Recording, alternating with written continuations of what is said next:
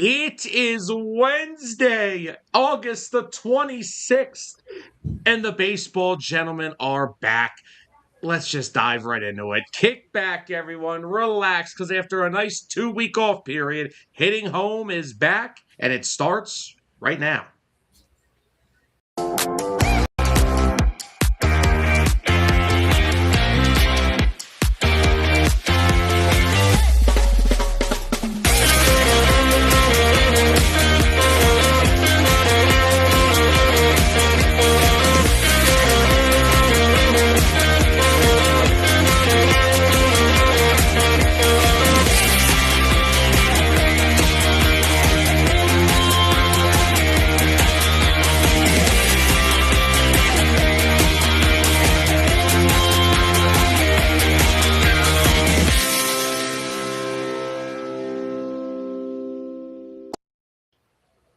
Hello, everybody, and welcome back into another edition of Hitting Home, the official baseball show of 609 Sports Talk Radio, coming to you guys live after a 2 week vacation, is what we'll call it. That's what we'll call that, a 2 week vacation. And as always, we are your hosts, Sam Nelson, Dustin Reese. Dustin, welcome back. It's been a minute. It's been more than a minute. It's been a couple minutes there. We'll be fair. It's been a couple minutes. How was time with your friends? Oh, it was fun. It was definitely fun. Got to see the goddaughter for over 10 days. Miss her like crazy already, but got to spend a lot of time with her. It was fun. And from what you told me, your trip was also just as fun. Outside of some blistering heat as you were departing. Oh, yeah, blistering is.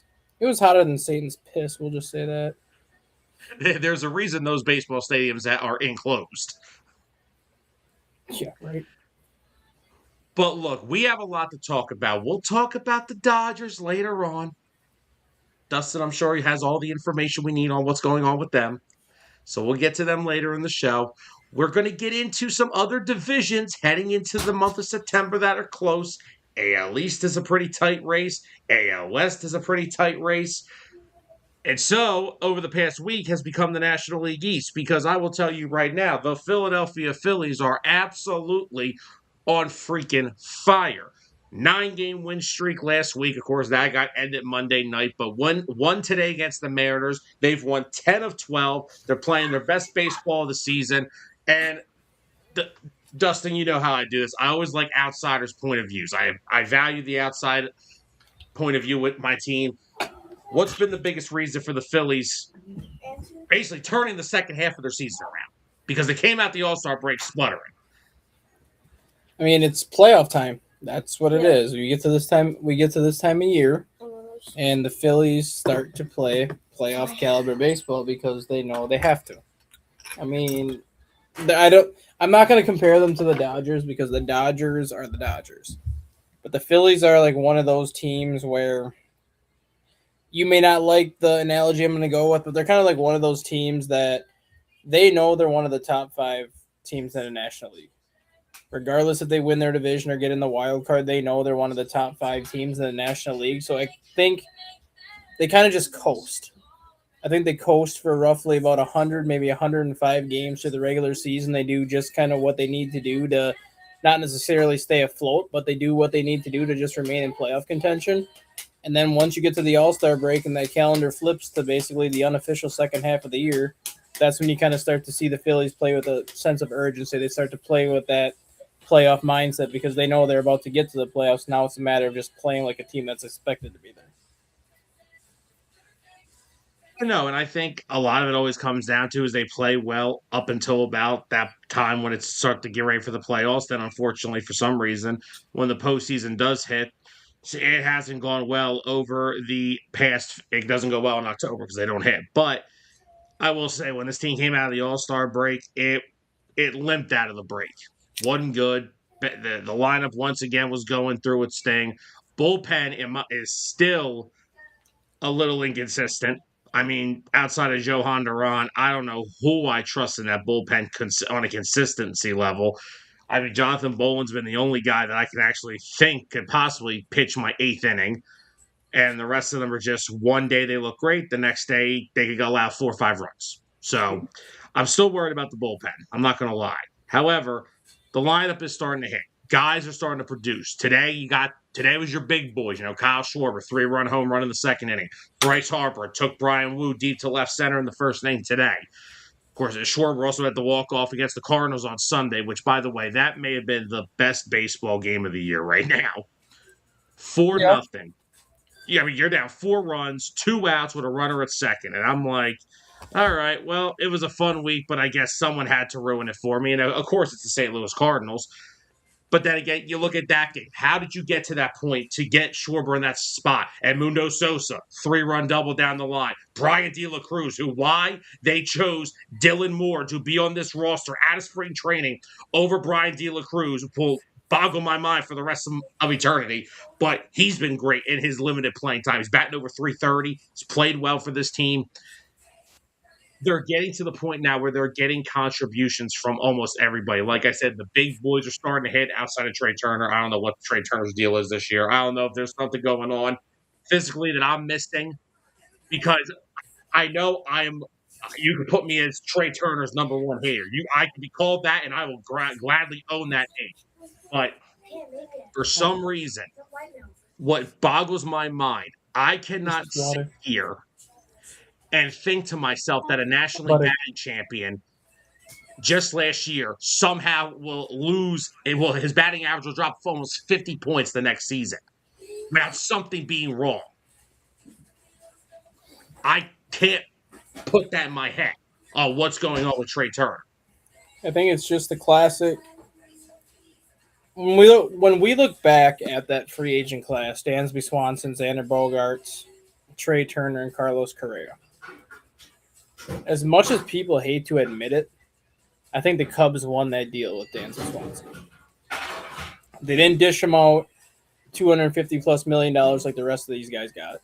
He got the same amount of years, 7. Well, Turner got more, but he got 7 years like Bogaerts. He got the 7 years like Correa, but he got it for $23 million a year as opposed to $30 million plus. And Dansby Swanson at least plays defense. He's a Gold Glove caliber shortstop year in and year out. And you know what you're going to get out of him. He's not going to hit for a high average. He's going to hit 230, 240. This year he's in the 220s. But you know you're going to get 20+ home runs, 80+ RBIs out of Dansby Swanson every year. Like, you know what you're going to get year in and year out. You don't know what you're going to get from Carlos Correa because he hasn't been healthy. You don't know what you're going to... What was it? Looks like a September return is in the work. Looking like a reality for Carlos Correa. I just saw that before we started the show. You don't know what you're going to get from Xander Bogaerts because the Padres' offense is so hot and cold. You don't know if he's ever going to hit or not. And like the same thing with Trey Turner. Like, he had this one good year with the Phillies, but outside of that, like, you don't know what you're going to get out of Trey Turner. And this is another reason why I think a lockout is coming. And for once, I'm honestly going to side with the owners on this one because of the point that was made the other day. And it kind of took me back a little bit because I've never really kind of put it into perspective.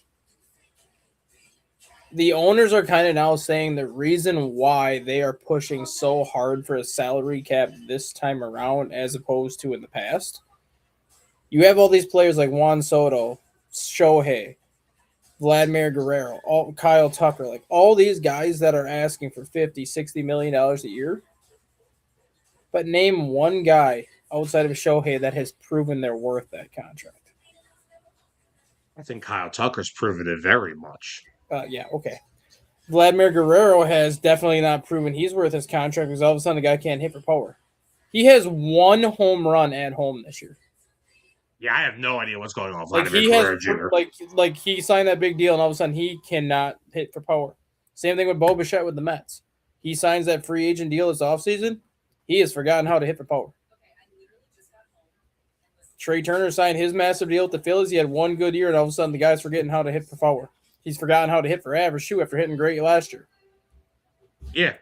These guys haven't shown that they are worth consistently $40 to $45+ million a year, which is why there's so much pushback from the owners right now because they're like, you want all this money, then start showing your worth it. Otherwise, yeah, we are going to put a cap on what you guys make because why should we have to overpay for the performances we're getting? Oh, yeah, I agree. I completely agree with that. I think there's a lot of these guys that are just getting paid because of that's what their market's at. It's like in the NFL with quarterback markets, right?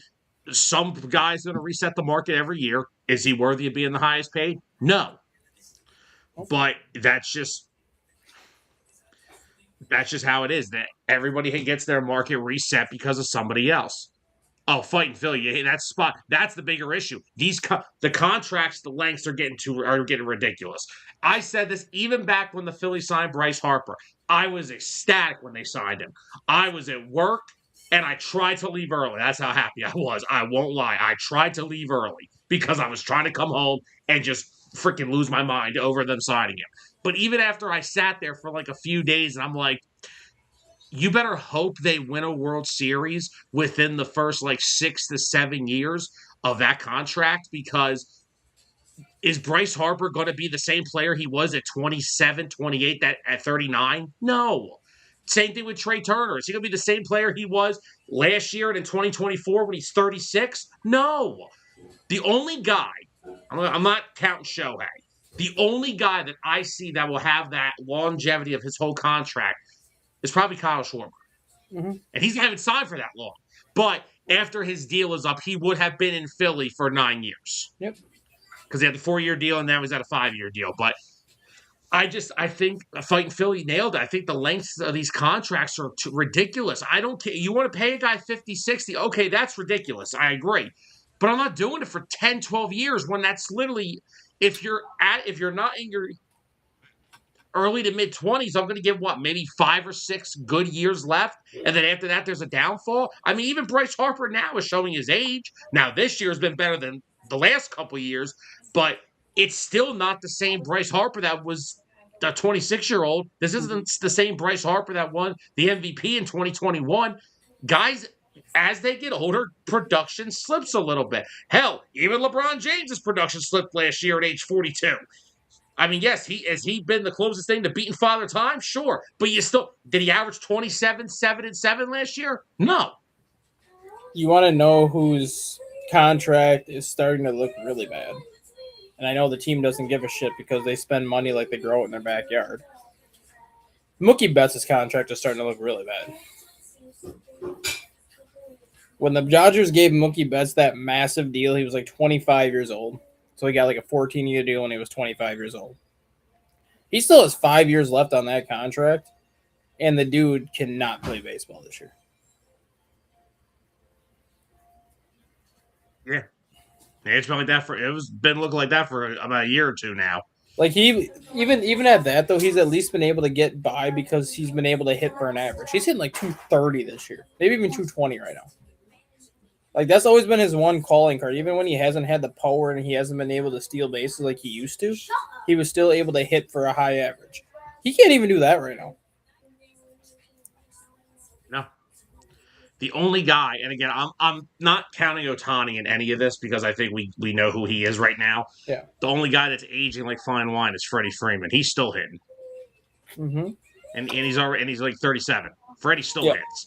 Freddie had like a broken leg, and he was still hitting. The other one too that's aging like really well, and you may not think that just because he's not an everyday player. But Paul Goldschmidt too. Like Paul Goldschmidt is still a good hitter. Granted, he's a platoon player now. He's strictly against lefties. But when you're hitting 295 strictly against lefties, and then you're getting a couple at bats sprinkled in against right-handed hitters, you're still doing your job. You're doing what they're paying you to do. Yeah, exactly. And that's why and that's why I remember Yankee fans being upset when they got Luis Garcia. That's the perfect combination at first base. Garcia plays against righties, and then Goldie plays against lefties. And Rice DHs, or I've even heard rumors that they were going to maybe move him at the catcher for a bit, which I think is insane. But again, Goldschmidt's been fine. And like you said, he's crushed left-handed pitching. And now they finally have a lefty because remember they tried that. They thought for the last couple of years that Rizzo was the lefty bat to take out righties, and that wasn't the case. I mean, he was his first 2 years with the Yankees, but then the back started to act up again. And if you're at 35 years old and you start having back problems, you're pretty much done. Yeah, I don't disagree. That's why I was concerned about Kyle Schwarber after the All-Star break. They said he didn't know if he was going to participate in the home run derby because his back has been bothering him. Then he came out in the second half and he couldn't hit water if he was on a boat. He couldn't hit. Everything was late.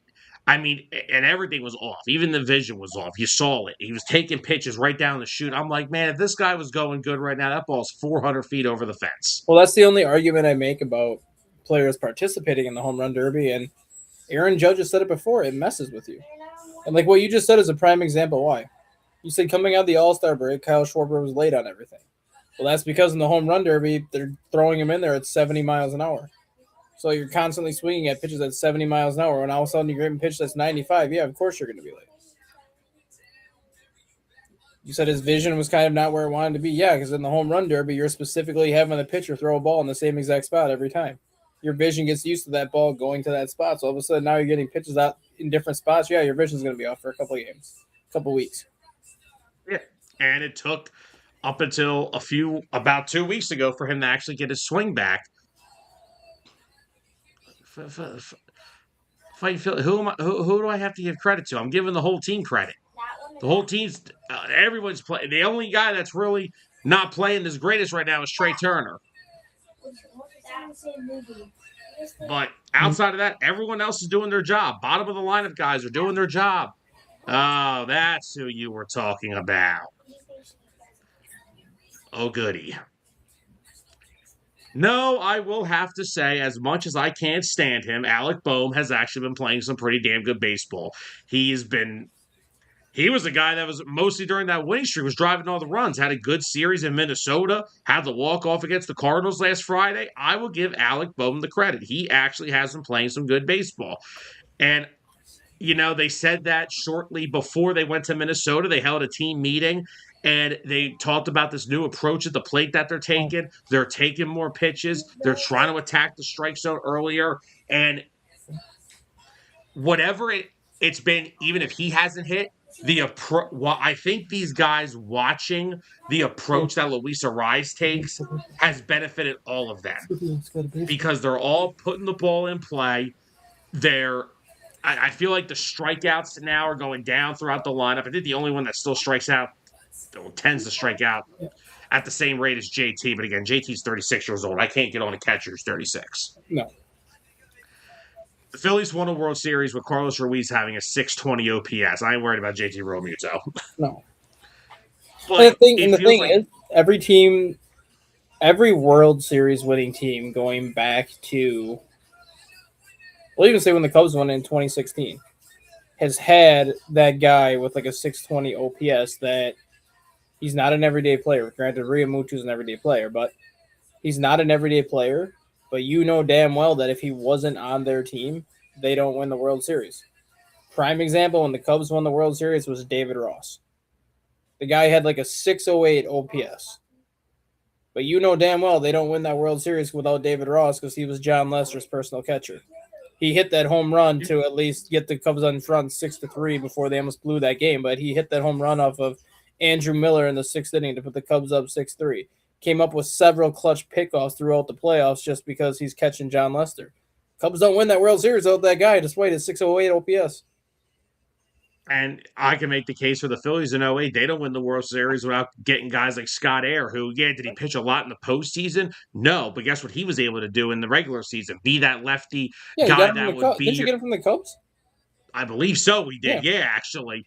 But he became that second lefty, and it was able to give J.C. Romero time off in the second half of the season. Mm-hmm. And look, I know there's been some great bullpens, but the 2008 bridge to Lidge that we called it is still one of the best I've ever seen. Romero, Matson, Brad Lidge. It was one of the most phenomenal 7, 8, 9 relief trios I've ever seen. Dude, fighting Philly. Bryson Stott, he's just a pure fielder. It does not matter where he is. He is going to be a Gold Glover regardless. Now, does he have the arm strength right now currently to be an everyday third baseman? Well, not right now. He's played second base for the past, 4 years? But you give him an off season to build up some arm strength and some arm accuracy, I have no issue. Because I still, as good, like I said, let's temper the expectations here. This team still has a lot of insufficiencies. There's still a lot of issues with this team. I'm not going to tell you that Alec Bohm is going to turn the prime Scott Rowland overnight. I think now there is a good case, whatever happens in the winter, that the Phillies would re-sign Luis Arraez and just keep Bryce Stott at third base. Didn't you argue with me about that when I said that's what they were going to do? Because I didn't like all the moving parts. Well, are you happy they did it? Yeah, I won't lie. And like I said, I think Luis Arraez is the big reason for this turnaround, not because of what he's been doing. He's been a little up and down. He's had some good games, he's had some cold spells, but it's the approach at the plate. He doesn't strike out. He consistently puts the ball in play, and all of them are like adapting to it. I mean, and again, like I said, I'm not even talking about Luis Arraez and Bryce Harper and Kyle Schwarber by themselves. Like I said, look at the game where they came back against the Cardinals. And Mundo Sosa had a big hit. Brian De La Cruz had a big hit. Justin Crawford's batting 290 since the break. If you want to tell me why I think Luis Arraez benefits them long term, he's the perfect hitter. For if I was the Phillies, every road trip, Justin goes sit next to Luis and talk hitting for the next 2 to 3 hours. Mm-hmm. I think Luis Arraez is the perfect hitter I want Justin Crawford to learn from. Because I know I don't want him learning hitting from Kevin Long, their hitting coach. We know where that'll go. But I feel like he is the perfect hitter I want Justin Crawford to watch and learn from. Yep. And like I said, the starting rotation, and look at the starting rotation. Zach Wheeler's got an ERA over 8 in his last 5 starts. Now, do I think this is something am I a little concerned about Zach Wheeler? Yes. But even before the blood clot and the shoulder issue, this has always been, I don't want to say, it's always been a normal thing for Wheeler. Around this time of the year, his arm gets tired. He gets a little exhausted. The Phillies have done it before. They've skipped the start. They'll phantom IL stint him. I think it's almost time for that, even with the fact that he was off the first month of the season. He's 36. I think it's time to possibly move a start back and give him a rest because velocity's still there. JT just said the command's not there right now. But outside of that, I mean, Sanchez has been kind of like this for the past month. Yeah. He's had some really good starts. But even his bad starts, outside of the start in Kansas City, which that was only a bad first inning, he'll give up 3-4 runs, but he'll keep them in the game still. He'll still give them 6-7 innings. He's still getting his innings. I'm not worried about Christopher Sanchez. If we did something at the end of the year called the MLB All Underrated Team, I am putting Jesus Luzardo at the top of my all underrated rotation. This guy, for 2 years now, last year we were like, all right, 115 games look good. What he's done this season, right now, he's been the best starter in the rotation for the past month. Yep. ERA is 9 points away from dropping under 3. Won his 12th game today. Just eclipsed 200 strikeouts again today. 1 hit in 7 innings against the Mariners. Granted, the Mariners haven't been the most consistent team this year offensively, but as much as I can't stand Dave Dombrowski, that may be one of his most underrated moves was trading for Jesus Luzardo. And you're getting production from the whole bottom of that rotation. As much as I can't stand him still, Aaron Nola has pitched amazing since his start in the Field of Dreams game. Pitched well in that game, pitched really well against the Marlins, pitched really well in Seattle. He allowed 1 run in 6 innings. They just didn't score for him. Right. And Andrew Painter, since coming back, he had the 1 hiccup against the Twins. But outside of that, he looks like the Andrew Painter I thought I would see. So, I got to give them credit. That rotation, if they can get Wheeler that breather, because I think that's what we're looking at right now. I think we're just at that point of the season where Zach's arm he's a little fatigued. I think that's where we're at right now. Yep. Get Wheeler that little breather that he always gets, whether it's a couple starts, whether it's a 2-weeker, I don't know. Sanchez, I'm not worried about. Velocity looks fine. Command looks fine. Just giving up some hits. It's baseball. It happens to everybody. Hell, even when Jacob Mizorowski throws a pitch at 103, sometimes it goes 120 out of the ballpark. It happens. Guys give up hits. He's still tops in the net. He's still one of the best starters in the game. He's at 16 wins. He's still fine. I'm not worried about Christopher Sanchez. It's a rough patch. Almost every pitcher has them. If they can get Wheeler and Sanchez back into their mode from the first half, and these other three can still pitch like this, because look, you don't need a fourth starter in the wild card. We know that. You don't need a fourth starter really in the divisional round. You do. When you get to the NLCS, if I can get to the NLCS, which I know that's a big ask because they haven't gotten there in 2 years, they've been out in the divisional round. If this team gets in, because I'll tell you right now, I want the wild card. That bye week does not benefit you if you get it. Right. Especially for me, for a veteran team, I think it's better to just keep playing. Right. You know who I would put on my all underrated team if I could put somebody on there? Hey, we may do this at the end of the regular season, so Who did we talk about right kind of as the regular season was starting as somebody who may have rediscovered something? Pitched for Team Venezuela in the World Baseball Classic against USA in the championship game. Eduardo Rodriguez. Do you realize how good he has been this year? He's been really good. Arizona's been. He threw 7 shutout innings against the Cubs today, allowed 2 hits. He is now 14-4 with a 250. Obviously, he figured something out in the World Baseball Classic because it is sure translated over. Yeah. And I'll even say for Arizona, you know who's had a better year than I expected from him? I think Nolan Arenado's had a better year than I expected. I thought the bat speed was completely gone. He's still got some pop. He's only hitting like 240, but who cares? Yeah, I can't catch up to a 95-mile-an-hour heater at almost 40 years old. But he's going to put the ball in play it. Fighting Philly. That is probably the one thing this rotation has done well. They've somewhat masked the bullpen. The problem with the bullpen is, like I said, if it isn't Johan Duran, which, by the way, the amount of times I have to watch him pitch 6 games with 6-run leads, Don Mattingly's going to kill me. The only other guy outside of him that I can even have somewhat trust in is Jonathan Bolin. Everybody else is a question mark.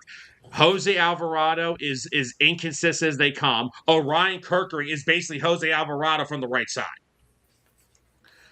Killian got hurt and has been on the IL since like the first week we had him. Brooks Raley's been here, not here. It's either here or it's here. I think he allowed like 2 or 3 home runs all season with the Mets. He's already allowed like 4 since coming to the Phillies. So that tells you all you need to know. But yeah, they just don't have the bullpen. Even though he was off and on, the Keller injury really killed this pen because of what they need. Because guess what? You get Brooks Raley and Killian into the bullpen with Keller healthy, with the way Bolin's pitched, and even Alex McFarland, who's probably been their 3rd most consistent reliever, and he's only pitched like 7 innings in the big leagues this year. Right. But he's come up. He's throwing 97, looks good. He's got 3 wins out of the bullpen already. He's only pitched, like I said, like 8-9 innings. You just wish you still had Matt Strahm over there. What's up, Clint? How you doing, brother? You still wish you had Matthew Strahm over there in the bullpen as your left-hander? You know, I was kind of scared that after he was DFA'd, if he was released, I was going to say, oh, God, tell me Dave's going to do it. But apparently, there were some organization issues with Matt Strahm over the past couple years. Well, that's good for you then. Especially, like, there was this one thing where, Matt Strahm said that pitchers here don't practice fielding drills, and Topper said, well, really? Because every other pitcher did them and you didn't. So there were some issues with Matt Strahm towards the end of his time here. Not to mention, the velocity dip was a little bit of a concern too. His velo was dipping ever since 2024, but he still was able to be an effective left-handed reliever with us for the past 2 years. But I have no freaking idea what happened to him this year. Yeah, dead arm. Pretty much. And exactly, again, like I said, Jonathan Bolin. Another guy, Caleb Cotham doesn't get enough credit for how good of a pitching coach he's been here. Right. Jonathan Bolin comes over, ERA is under 3. Phillies have him for 6 more years of team control. Mm-hmm. Jesus Luzardo could never stay healthy outside of Philadelphia. He's been here for 2 years. He's been one of the better lefty starters in baseball for the past 2 years, since the second half of last season. Mm-hmm. Zach Wheeler, he was been one of the best pitchers in baseball since he got to Philadelphia. Mm-hmm. Christopher Sanchez, they turned him into a Cy Young candidate. Almost Matt Strahm became a consistent lefty reliever here. Jose Alvarado, same thing until this year, until he stopped using his PEDs. But Caleb Yeah, Cotham, Jose Alvarado started to lose it when Yordan Alvarez went outer space off. I still can't. I still haven't forgiven Rob Thompson for pulling Zach Wheeler in that game. After that home run, Alvarado kind of started going downhill a little bit. But there have been so many pitchers that have come through here, and Caleb Cotham has turned them into like really consistent pitchers, whether it's relievers or whether it's starters. Mm-hmm. Except Jordan Romano, he couldn't fix it. There was no fixing. There was no saving Jordan Romano. But the biggest thing with this Phillies team, with this win streak, I know, like I said, I know the win streak ended Monday, but 9 in a row, 10 out of their last 12. They were 9 games out heading to Iowa. They are now 4 games out from Atlanta, who, by the way, I may compare to the 2020. I was listening to 97.5 The Fanatic the other day. That's one of our local Philly stations. Ray Dunn made a great point about the Braves. They looked like the 24 Phillies. They steamrolled everybody for the first 2.5 months of the season. They've been a 500 team since. I mean, you can say the same thing about the Brewers last year. The Brewers last year, the Brewers were 98 and 64. Does that sound right? Yeah, 98 and 64. 34 games, about 500. You do realize that the Brewers had 3 double-digit winning streaks last year? Take those 3 double-digit winning streaks away, they're a 500 team. So basically 130 out of their 162 games, they were a 500 team. And then they had their 3 double-digit winning streaks. The Guardians, it's almost a repeat of last year. This is literally right around the same time. And look, I haven't shut up about the Phillies for almost a half hour now, so I think I've kind of got my guys covered here. But yeah, there's some other divisions. Let's hop into the Central, because this is the same thing that happened last year. Tigers, they slowed down last year. Guardians got hot. Now it's just the White Sox they're trying to catch. I mean, I give the White Sox a ton of credit. Like, I thought they would have given this division lead up by now. But yet they're still, I mean, they're only up by 2.5 games right now over the Guardians because the Guardians are red hot. But what have we seen with the White Sox since the All-Star break? And I give them a shit ton of credit for it. They kind of go through these little peaks and valleys where they'll lose 4 out of 7. But then all of a sudden they'll get 6 games against their division. They'll go 5-1.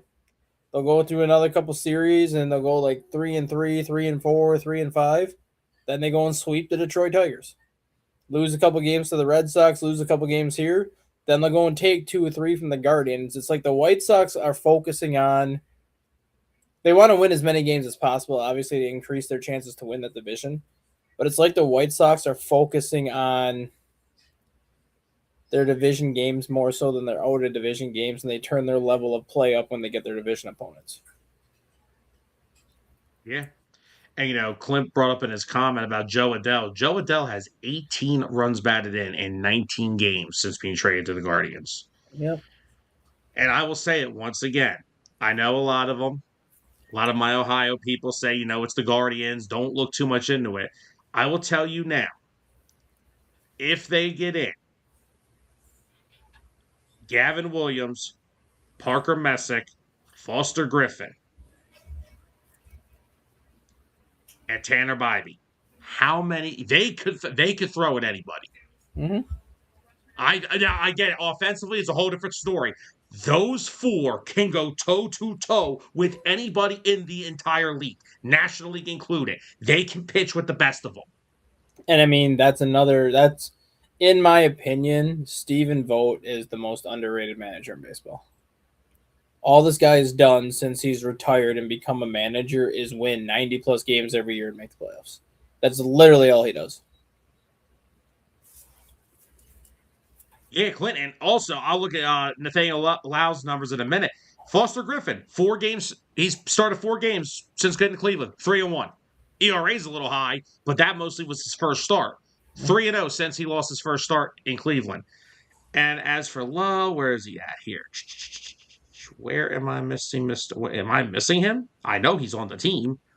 Not according Or to I the know. not according to the grid, he's not. Here we go. He's 17 games, 2 homers, 11 RBIs. All of Cleveland's trade deadline acquisitions have been producing for them. And like I said, are they a perfect team? No. But I will tell you now, with that starting 4, I think they can go toe to toe with anybody. I think if they play Tampa Bay, you'd probably have the lowest scoring playoff series we've ever seen. Because I don't know who you're scoring off on either of those starting rotations. Yeah. But yeah, no, the Central, it's close. The White Sox, like we said, they're up.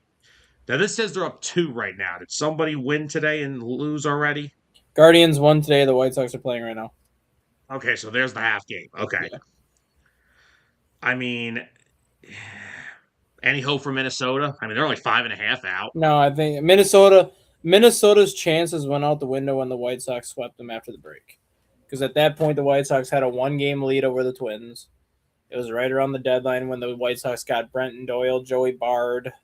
They traded Sir Anthony Dominguez for oh god, I can't remember who they got for him. They got somebody for a pitcher for him, I believe. And then all of a sudden they got a 3-game set with the Twins, and they swept the Twins and put the Twins 4 games back. Twins are pretty much done at that point. And then the other Tigers kind of had the same situation. Tigers pulled dead even with the White Sox.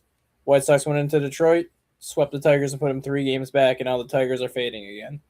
Like the teams that have had their chances to take over the White Sox first place positioning have been swept every time they get that opportunity, and that keeps the White Sox in front. That's why with the Guardians right now, they're going to just try to keep chipping away at the lead the best they can. But when they get those 6 games left with the White Sox, they need to capitalize on those 6, because if the White Sox go 4-2, or even 3-3 for that matter, the Guardians aren't going to gain any ground. Yeah. And Clint said that Tanner Bibby's been struggling because of lack of run support. The bullpen has also been awful outside of everybody but Cade Smith.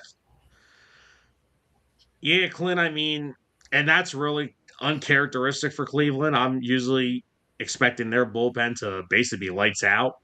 But Clint, honestly, the best case scenario that you're asking for there is, like I said, between those with Bybee, Williams, Foster Griffin, and Parker Messick, you're doing your best to try to make that as much of like a 3 inning game as possible. Hopefully, you can get the 6 to 7 innings from all 4 of those guys, and hopefully, you don't have to put too many relievers in the game to where possible leads get blown. The goal is just can you get from the starter to Cade Smith. That's the biggest issue. It's getting there. The start's good. The finish should be good. It's everything in the middle. But either way, like I said, I don't care what people say about the Guardians. I don't care if they get in wild card or division. They can go toe to toe with anybody with Yes, that they rotation. can. Like I said, put them against anybody, and I think they have a good shot because of that starting pitching. Because you need starting pitching in the playoffs. That's where, real quickly, what I was going to say about the Phillies before I got off until Fighting Philly brought up Alec freaking Bohm on me. What I was going to say was now if the Phillies were to get to the NLCS, now I'm comfortable saying, okay, maybe I can put Nola out there and I can trust him again. Because I don't think people forget how good in the playoffs Aaron Nola was in 22 and 23. Everything else since then, he's had one start and didn't turn out the greatest, but I think now I can actually trust him again. Right. Somewhat. Somewhat. I'm not fully back on that train yet, but I'm getting there. But yeah, the Central, I'm back. I'm going to go back to the AL Central. I think this is going to come down to, I think we're in the last week of the season talk because the White Sox are leading it, but like I said, they're only 2 games up. Mm-hmm. That's a lose 2 out of 3. Somebody wins 2 out of 3, and look at that, we're tied or one game out. I mean, you go. I mean, you look at the White Sox schedule right now, though. They're with the Rangers tonight yet. Then they got 3 games with the Twins. Any hope that the Twins have to come in that series. White Sox sweep that series. The Twins are dead, cooked, and buried at that point. Then they finish up that series with the Twins with Houston, which will take them into the beginning of September. And then they turn right around and get the Twins again. So again, those 2 series with the Twins and the Sox, that's going to basically determine the fate of the year for the Twins. After the Twin series, then they get the Pirates and the Cardinals, 2 very winnable series, and then the White Sox close. Here's the White Sox final 4 series of the year: Guardians for 3, Tigers for 3, Royals for 4, Rockies for 3. That last week of the season, the White Sox can pretty much just tee off on the Royals and Rockies. Yeah, pretty much. Like their schedule the rest of the way is not, I'm not going to say it's not difficult because anybody can win any given day, but their schedule is not as difficult as the Guardians, because I mean the Guardians, yes, they have the Royals to finish up the month of August because it's just the Royals, they have to play them anyways. And then they get the Blue Jays, who, I mean, they're better than what their record shows. Then they got a 5-game series with the Tigers. Then they have the Baltimore Orioles after that, the Twins, the White Sox, the A's, and then they have a 4-game set with the Red Sox towards the end of the year. You want to talk about another team that's been playing out of their minds over the past, what, month and a half? Yeah, the Red Sox are 37-7 over their last 44 games. Am I in Moneyball? No, because they spend money. They spend a lot of money. Do they? Sonny Gray is making $25 million a year. Ranger Suarez is making what, 20 something million a year. Wilson Contreras is making 18 or 19 million a year. They signed that Masataka Yoshida last year to a 5-year, $90 million deal, so that's 19 million a year. That is true. They signed Bregman last year. Bregman was making 26 million last year when they had him. They spend money. Dusty, you want to answer this question? Fighting Philly, is Bobby Witt regretting signing that deal yet? I don't know if he's regretting signing because the Royals last year were in playoff contention until the final 10 games of the year. The Royals' biggest issue this year was Seth Lugo did not pitch the way they were expecting him to pitch. Like, he's been a very good starter the last 2 years, and he has struggled mightily this year. Chris Bubich basically was on the trade block the last 2 years, and then the Royals finally pulled the trigger this year and sent him to LA, so they don't have him anymore. Daniel Lynch was been up and down between AAA and the majors this year, and when he's in the majors, he's primarily been a bullpen guy. He's been in their starting rotation the last few years. Royals also had, I can't remember the guy's name, but the Royals also had another starter this year that had Tommy John. So like all the guys that the Royals have gotten like a lot of contributions out of, especially in the starting rotation, have just not contributed this year. And then you look offensively, it's Bobby Witt, and that's about it. Like Salvador Perez is getting to the end of his career, and you can see it. Like he's probably got, I think, 1 year left on his deal, and I think he hangs it up. Vinny Pasquantino's had a good year, but not a great year, but he's still there. And then MJ Melendez, who was like the Royals' top prospect 3 years ago, who was seen as a bona fide 35 to 40 home run guy, isn't even on the team anymore. Only other guy that you can really think of is Jack Caglione, who's had a really good season. And Isaac Collins has had a decent year as well. But like losing MJ Melendez was the big one because the Royals called him up at such a young age because of what he was doing in the minors in his first couple of years with the Royals. He was that protection for Bobby Witt. He's not even in the organization anymore because he's been so bad. Cole Reagan has been on the IL for most of the year That's the again. one I'm thinking of. Cole Reagans. That's the other starter I was thinking of. He's And the one. that's been the big He's the one having Tommy John, I believe. and that's the big blow because he's net now this is so he had 32 starts in 2024. This is now 21 over the past 2 years. Mm-hmm. Yep. So that's I think he's the one having Tommy John because Bubich and him were like the top two with Lugo as the three. Carlos Estevez is out this Yep. basically with his shoulder. He pitched that one game, Yep. and that's been it. Yep. Hunter Harvey was a primary setup guy last year. He went to the Cubs. He only threw 4 games before he got hurt, but that's another guy they don't have in their pen. Michael Garcia has not been the What he player he was was last year. last year. I mean, he has been awful. I mean, he's got 3 homers, 32 RBIs, and he's hitting 270. But he's on the No, IL right but now he's with a like you hamstring. said though, he hasn't been the player that he was last year, and that's a big reason why the Royals were in playoff contention as long as they were last year because they had guys that were contributing from the top down in that lineup. Those guys that were contributing last year, apart from Jack Caglione, who even when he really wasn't contributing last year, they're not contributing this year. It's literally Bobby Wood Jr. and nobody else. But now the question would be, how long is Bobby going to be okay with that? He's not going to have a choice. It's a full no trade clause. It don't matter if he's okay with it or not. Yeah, he's kind of screwed. He signed that. Fighting Phillies kind of spot on. The AL East could actually finish as a bloodbath. I I do mean, think every team, including the Blue Jays, finishes at least 500. yeah, because I mean, even like they're only 5 games under. Yeah. Orioles are only 4 games under. Boston's only 5.5 games out. Yankees are only 4 out. Tampa's still holding strong. Yeah. I think everyone in that division gets the 500, which would be an accomplishment in itself when you look at how bad Boston was at the beginning of the year, when you look at how bad Baltimore was at the beginning of the year. So if all 4 of those, or all 5 of those teams can get to 500, that's going to be a division to watch next year, especially, or whenever we have baseball again. I'm just saying, pick your words wisely, Dustin, because we don't know what the deal is yet. Yeah, we'll still have baseball, just maybe at the minor league level. Yeah. And Freddie Peralta still hasn't pitched overly great since getting. Except actually, no, wait, today he pitched pretty well. He went 6 scoreless today against Detroit. Where was the game? At Detroit. That would be why.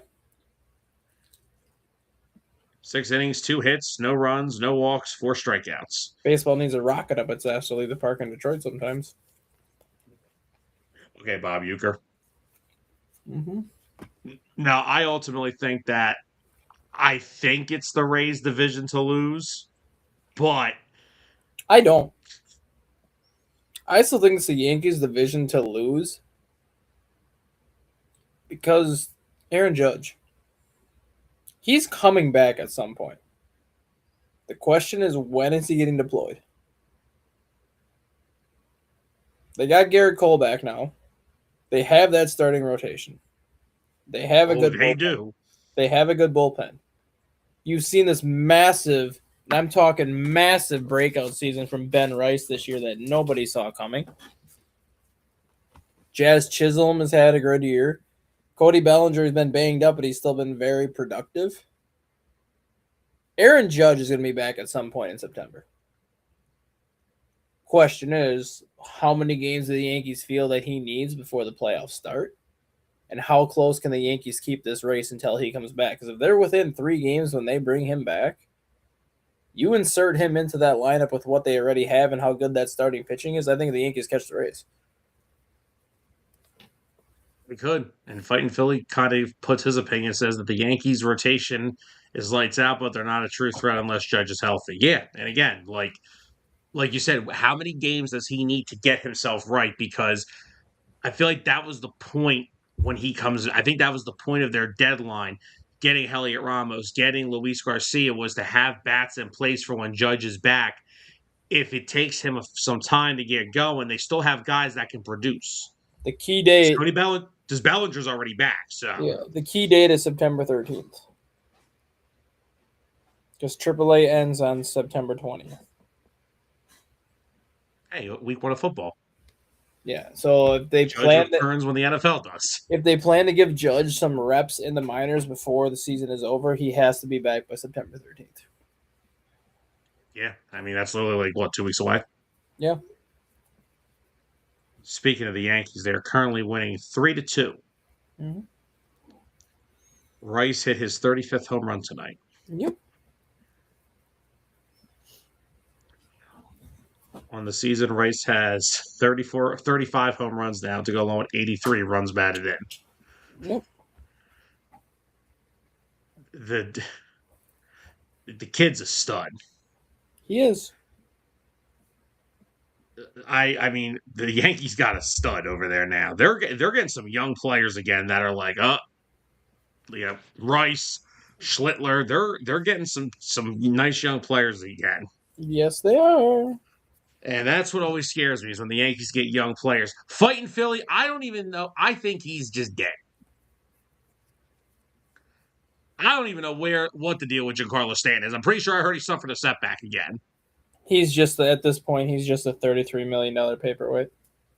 Honestly, That's literally what he is at this point. because now here's the thing: if he came back before the deadline at some point, he would have had his DH role because you got Rice at first base and him and Goldie are playing it. But now Garcia's here, Ramos is here, Rice is DHing, and then when Judge comes back, they're going to DH him. Mm-hmm. So where would Stanton even play? He can't even DH anymore because there's too many guys. Yeah, that's the problem. I want to know, why has the AL been so bad this year? I'm not gonna say the AL is bad. I just think the AL is more balanced. Like I think the National League is so top heavy. You have the Dodgers, the Braves, the Brewers, the Phillies, and the Cubs. That's the class of the National League, and then kind of everybody else kind of falls in place behind that. You take the Tampa Bay Rays and the Yankees out of the mix, and even Boston now because Boston's playing so well. The three best records in the AL come from the same division. And they're all literally like barely 500. I mean, the Blue Jays are 5 games under 500, and they are what, 5 or 6 games out of a playoff spot right now? Maybe not even. That just goes to show you how many teams are still in the race in the American League. And that's why, like, a lot of people have said the American League is bad. Yes, they're down from what they were in years past, but the only reason why they're down is you take the Tampa Bay Rays out of the mix, they don't have a dominant team in the American League. That just means that the entire league, for the most part, granted, there's like the Royals, the A's, and some of those teams that we're not going to throw into the equation. But you take out the teams that aren't in the equation, that just means the entire American League is pretty balanced across the board. They don't have really that many teams that you can pick out on paper and be like, oh, they're the class of the American League, or they're the favorites to get here. Like, it's a bunch of teams that you can go, I could see them making it here, or I could see them making the World Series if this happens. Like, it's a bunch of those teams versus the National League. It's like Dodgers, Brewers, Braves, Phillies, Cubs, and then everybody else. Yeah. I think you're hitting that spot on. I just don't think the American League is as balanced. Like I say, you take out the three teams in the AL East, your one seed is the White Sox. If you take out the three AL East teams, and they are 69 and 63. Like that's literally the best. That's the best team in the American League outside of the AL East. So yeah, to answer that question, Clint, I think Dustin hit it perfectly. It's not as balanced as the National League, and this is why it's very top heavy in the National League. The American League just doesn't have those teams outside in their divisions that are producing. They just don't. Yeah. Guardians are 2 games over 500, but everybody else in the Central's under 500. The AL West this year is an absolute shit show. Let's just switch over to that right now. Yeah. Okay. Houston. I'm not saying their record because then bad things may happen to me. I mean, you look at the AL West. Realistically, Mariners are 6 games under, and they're 3 games out. Realistically, in the AL West right now, you could have a team go 8th division and win that division. Yeah. And card round. Make it make sense. But then again, if you go 80 and 82 and win that division, you could be playing a team that's 82 and 80. Because right now, that last wild card team is the Guardians at 2 games over. So if you're 80 and 82 winning that division, the Guardians might go 82 and 80. So at that point, it's actually a fair matchup. Rangers are in second. They're dealing with more. Evaldi's hurt again. Damn it. I love Nathan Eovaldi too. Dude's so good when he's healthy. But again, when he's healthy. Yeah. Anybody here back when the deadline that DeGrom basically said no to a trade to Atlanta? Yeah, I brought that up the last time we had a show. Again, that's 2 weeks ago. Yeah. I can't remember what I did 2 days ago. Yeah, I brought that up like on the show when we had it 2 weeks ago. Like Lord, thank God.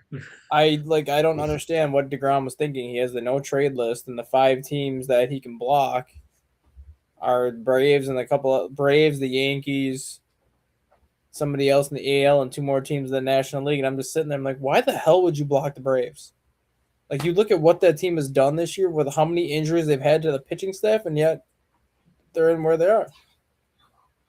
They are probably a Jacob DeGrom away from competing with the Dodgers. That's probably what I would say. They are probably a Jake. They were probably a Jake DeGrom away from saying if they went into the playoffs and they faced the Dodgers at some point, I think they would have been able to compete with them and possibly beat them. Because, like we said, the only thing with the Braves that is killing them is their rotation. You know the lineup's going to hit Olsen, Albies, Acuna, Baldwin, all those guys. They're going to produce. You look at the back end of that bullpen, you are not hitting Iglesias, Suarez, and Lee. Those three have been lights out the entire season. All they needed was to get some starting pitching.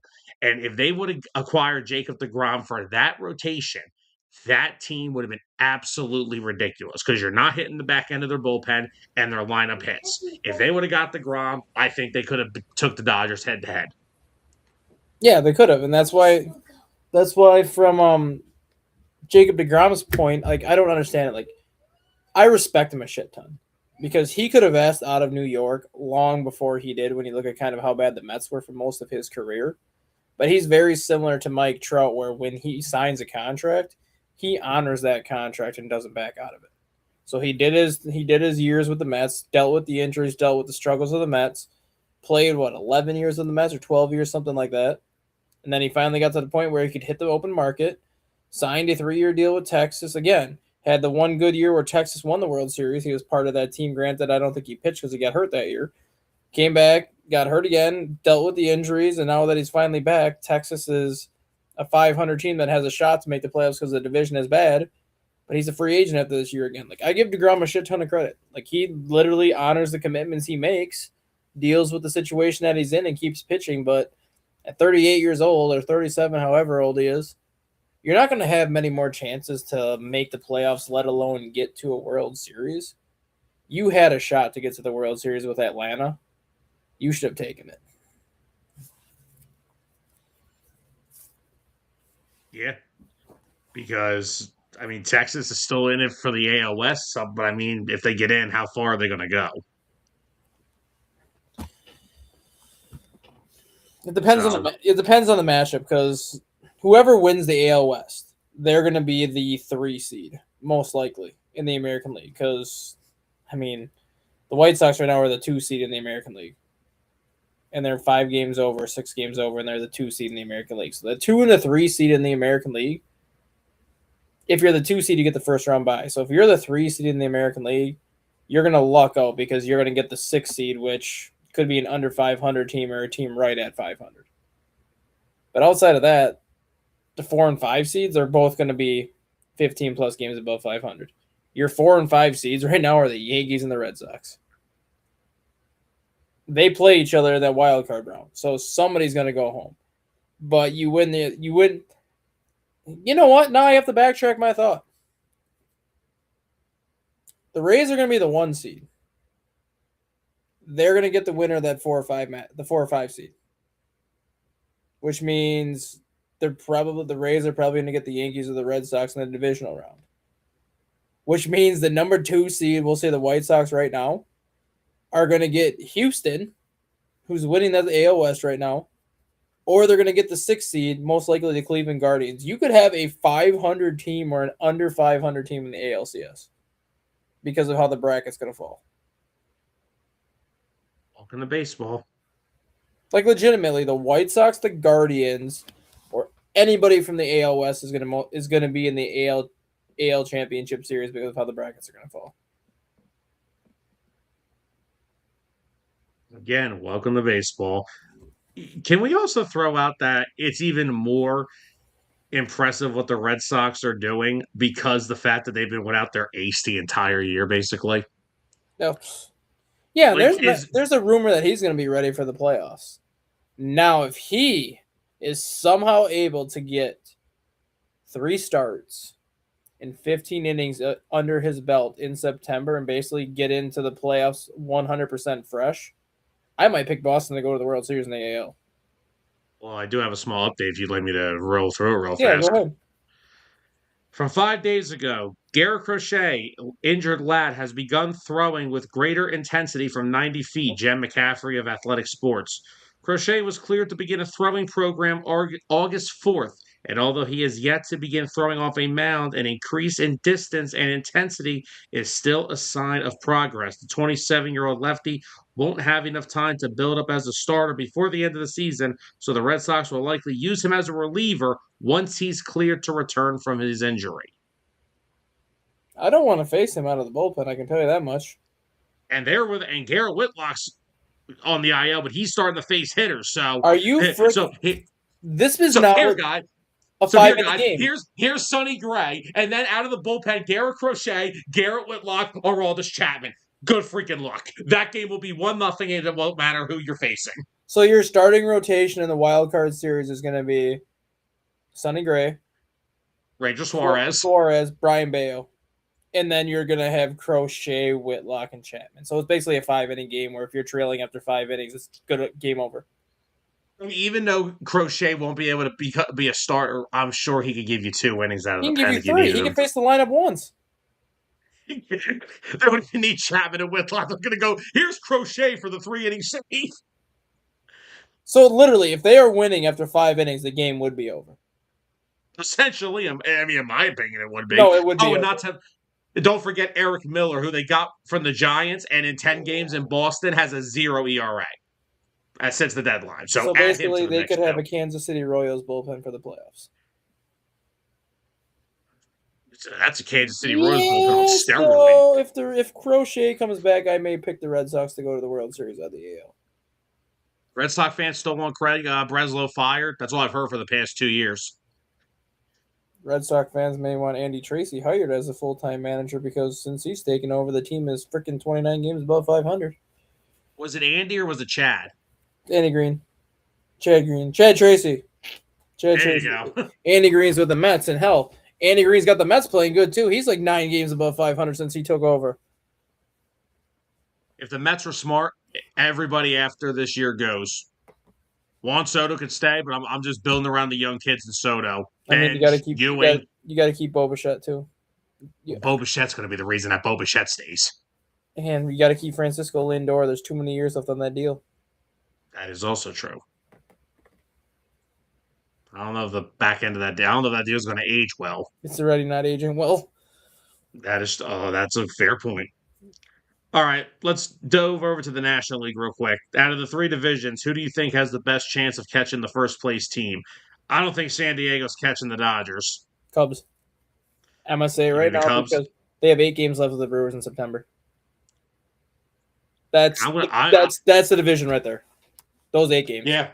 And I think we have 7 with the Braves, and we're only 4 back. So we start a series with them next week in Philadelphia.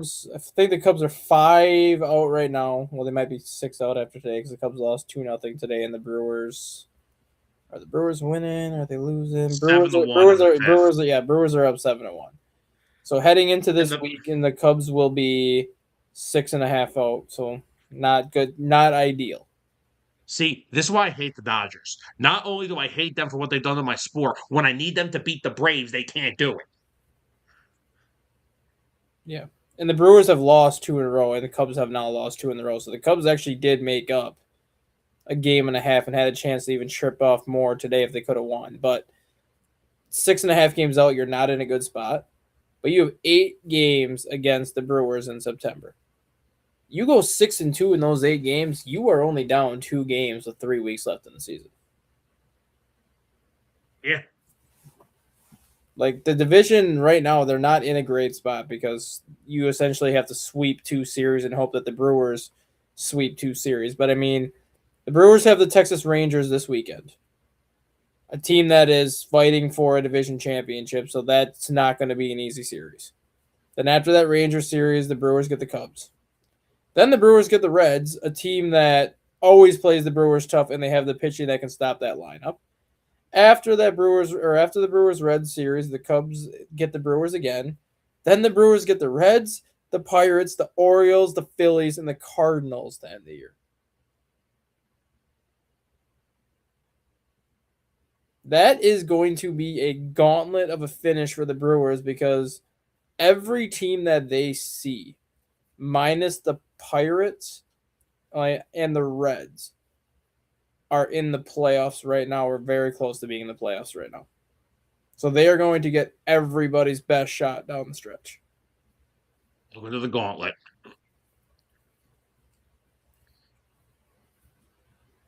So we basically essentially are going, Dodgers have theirs wrapped up. I don't think San Diego's going to catch them. Dodgers have theirs wrapped up. I'm going to say the Braves have theirs wrapped up. I don't think they wrap it up until the final 10 days. But I think the Braves will have enough to just keep the Phillies. Because honestly, it's what you said. I don't think the Phillies want that first round bye. No, If the and I Phillies, don't want it. if the Phillies win that division, they're probably getting a first round bye. So if I'm the Phillies, do you try to win the division or do you kind of play it towards your matchup where you're setting yourself up for a 3-6? If I can just get to that first wild card, I'd be happy. That's why. So if you get that, well, no, because then you're a 4, and you're playing right now. You're playing the Cubs regardless if you get that first wild card. You're the 5 seed. We're Right not now, having. Cubs are 4. We are not having a show for at least 2 weeks if that happens. Like the Cubs right now are the 4. You're the 5. If you take over the top wild card spot, you're the 4 and we're the 5. So right now you're playing the Cubs in that wild card round. If you're the There will Phillies, be no, if you're the there will Phillies, be you no want to hitting win. home. Yeah, if you're the Phillies, you're trying to play for that wild card, but you're kind of like looking at the matchup though. Do you want the 6 seed to get the 3 seed, or do you want the 4 seed to get the 5 seed?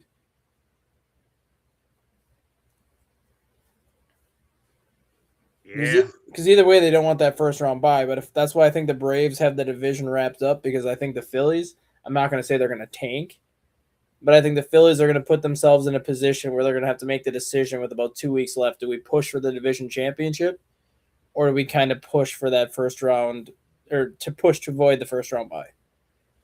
Yeah, because I'm fighting Philly. I'm agreeing. The first round bye in baseball is a curse. Go look at the 22 Braves. That was the best offense we've seen in the modern Yep. day. And they could not touch the Phillies pitching that entire series because they had that layoff. And they even said that was the reason why they think they lost that series. Then they come out the following year, same thing. Mm-hmm. And then the Phillies had it in 24 and they ran to the red hot Mets. Yep. That bye is not always a good thing. So yeah, I honestly really kind of don't want it. I don't want the division. I don't want the bye. I want to stay in the wild card race. Yes, I know we're an older team, and some people say, "Oh, well, the bye will benefit an older See, team." Yeah, it that's may. no. What you just said is exactly why I think the Phillies get the wild card. If you're 3 games back with 8 games left to play, just rest the veterans. Give a Yeah, couple guys give a couple guys a day off each day down the stretch. Let's just say like you have 8 games left. You give Schwarber and Bryce Harper the day off. Then the next day you give Stott and Bain the day off. Then the next day you give Real Muto and Turner the day off. Like give 2 veterans the day off just 2 times down the stretch to keep them fresh. You're just get the still start for putting Zach Wheeler if you can. yeah, like you're still putting out most of your regular players to the point where like yeah, you're not going to lose a playoff spot or anything like that. But you're also giving these guys time off that need the time off heading into the playoffs in a better spot. Yeah, I agree. I personally think that benefits the Phillies more than getting that bye. I think the bye in baseball is kind of it's kind of it doesn't work because when you're playing 162, you're creatures of habit. You do things a certain way. You don't want to, but you don't want that bye. You want to keep playing and keep the momentum that you're going. Could you imagine if the 2022 Phillies got a bye? They would have made the World Series. Yep. You can't. A bye in baseball is not always a good thing because you're just getting rest. Some of the times when you're playing your best. Mm-hmm. So Yeah, I hope they. I would just go for the wild card. I don't want the division. As cool as it would be to win 3 straight NL East titles, what's the NL East title got me the past 2 years? First round exits. So yeah, I don't care how they get in. Just get in. All right, Mr. Reese. Mm-hmm. There's something going on in California with the Dodgers. You don't say. You really don't say, do you? The Dodgers. What The Dodgers are pissing more people off. what do you got?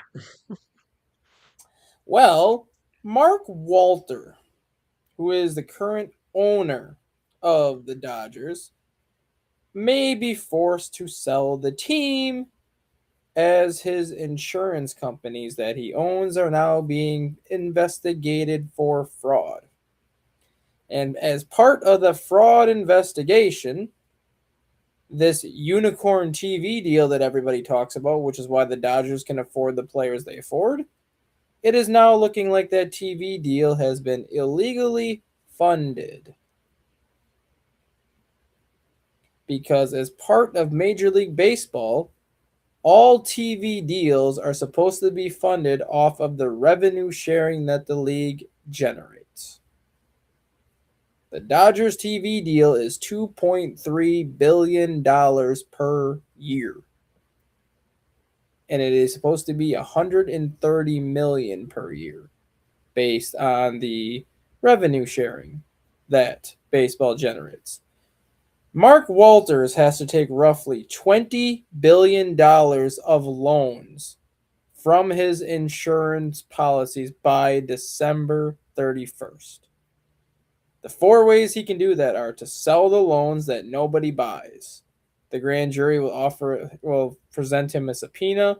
He has to go to court and basically say why he's not giving the loans that he's giving. Option number 2, he's got to grow his company 4 times bigger in 2 quarters, which is damn near impossible when you look at the situation the economy is in right now. The federal fraud investigation into the majority owner is intensifying. Now I just lost my spot because I clicked out the damn thing.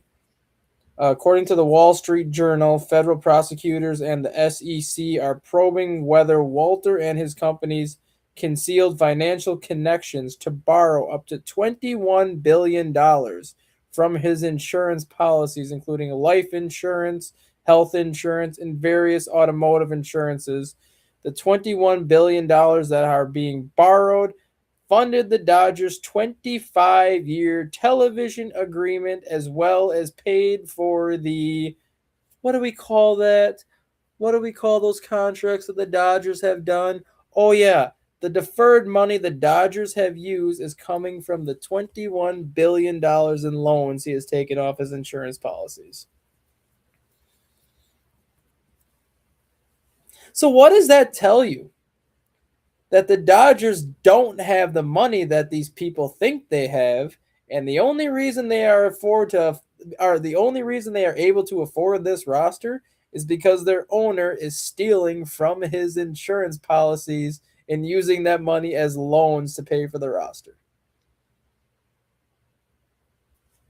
And what were the options he has again? Grow his company. Grow his company 4 times bigger than what it is in the next 2 quarters.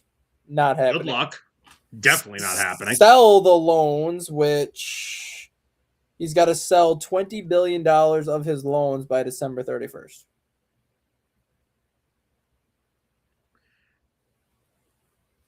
So, in translation, what does this all mean for all of us non-Dodger baseball fans? Basically, he's going to go to court. He's going to get subpoenaed by the Supreme Court. He's going to have to go to court, yada, yada, yada.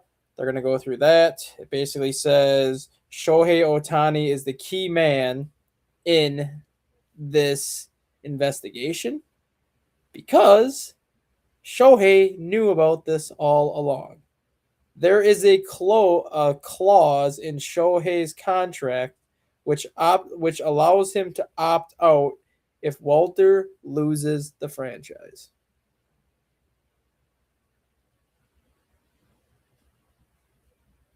So that means Shohei probably knew how his contract was being funded. And basically, if Walter is forced to sell the team, Shohei's contract becomes null and void.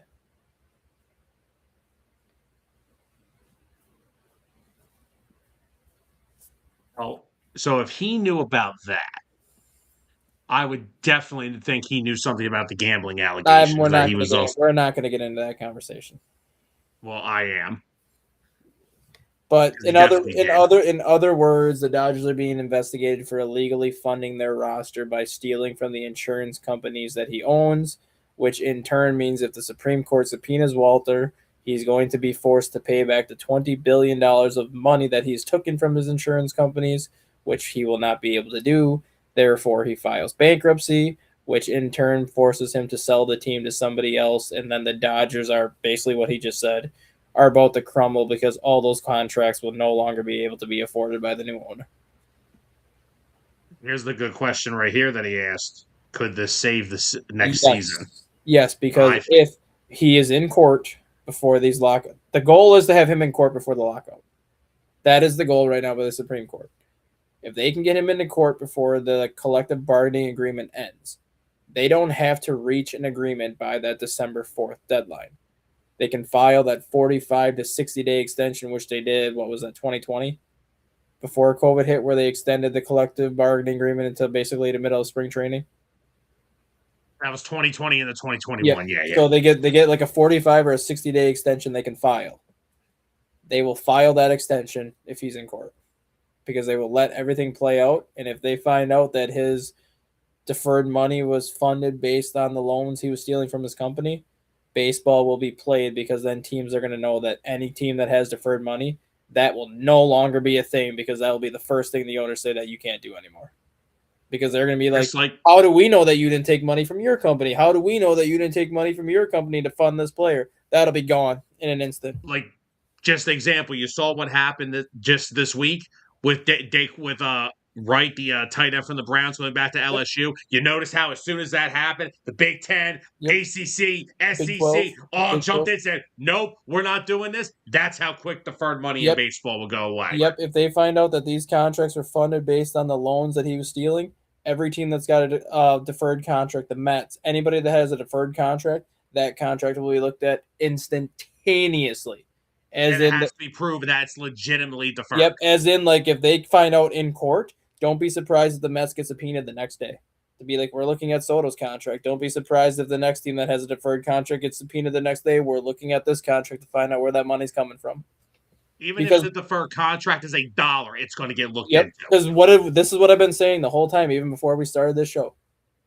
A deferred money contract is basically a loan that you're giving these players to pay them back later. Because why? You don't have the money to pay them now. So if you don't have Yeah, the money to pay them now, how the hell can you afford to pay them? You can't. You are taking a loan, and the loan has to come from somewhere. It ain't coming from the bank. It's coming from somewhere. So, yeah, your Dodger owner who has put together this multi-billion-dollar roster took $20 billion from his insurance companies that are probably now on the verge of going bankrupt because they lost so much money off the top. yep. So, ladies and gentlemen, hang with us through the winter because things are going to get very interesting around here. And if you've noticed, what has happened to the Dodgers since these reports started to come out? They are starting to crumble from the inside out, not from the outside in. There is so much internal turmoil in that clubhouse right now. Dave Roberts is calling guys out left and right. Players are fighting. Kyle Tucker looks like he's forgotten how to play baseball. Like this Kyle team is Tucker looks like he hates baseball. yeah, this team is crumbling from the inside out. And it all started when these reports about Walter started to come out. Because I think deep down inside, Tucker, Shohei, Blake Snell, Yamamoto, I think deep down inside all these players know that they're screwed if this guy ends up getting found guilty. Because I think they all know where the money where the deferred money came from. Oh, and I don't think a lot of them should be punished if they knew this. Well, that's the other thing too. Like I think a lot of these players now are starting to wonder, like, shit, if this actually is a thing, like, are we gonna get nailed for it too? Because these players, I can guarantee you know where this money's coming from. Oh yeah, and let pass and try to deny it.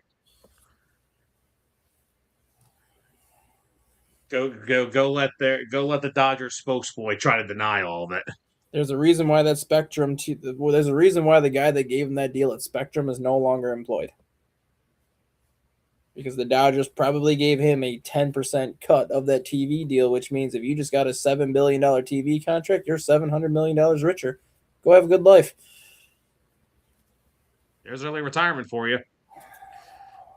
Hell, they could have gave the So guy a yeah. freaking 1%, and it's a $70 million payday. So basically, when the calendar flips to the off season, this is going to get very interesting. It's going to get interesting if the Dodgers are an early playoff exit. I hope. I hope it happens. I cannot.